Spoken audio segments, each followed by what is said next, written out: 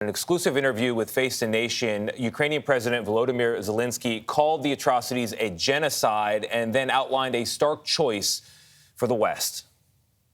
We have been talking for such a long time that NATO, that Ukraine cannot be a part of NATO, and they keep emphasizing this to us when they're saying that NATO countries cannot transfer everything they want to us because NATO countries cannot be part of this war. Although I would like to repeat this again, that you cannot stand in the middle between the evil and the good, the white and the black. This won't happen. You still have to take sides.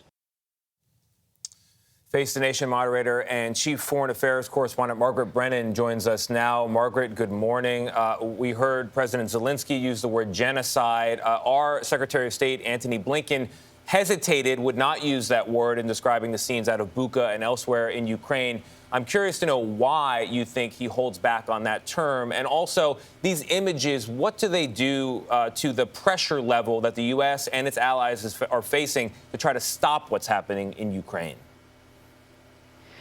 Well, Tony, the president of Ukraine used the word very strongly with great passion, but you heard the United States Secretary of State, as you just said, have caution because there is a strict legal definition. There have been only 8 times in U.S. history the American government has actually recognized that a genocide is taking place because, in part, it's difficult. You have to show proof of intent to destroy a group. But it's happened before. Just a few weeks ago, in fact, the Biden administration declared there is a genocide underway in Asia in a country called Burma. They recognize right now there is a genocide underway against Muslims, Uyghurs, in China. So he could choose to initiate this process at the State Department and formally recognize it. Genocide under international law became illegal after the Holocaust in 1946. And whenever you use that word, Tony, it begs the question, what are you going to do about it? And that's the problem here. That is one of the challenges, particularly for the Secretary of State as he heads to NATO this week, because it will add to pressure to act.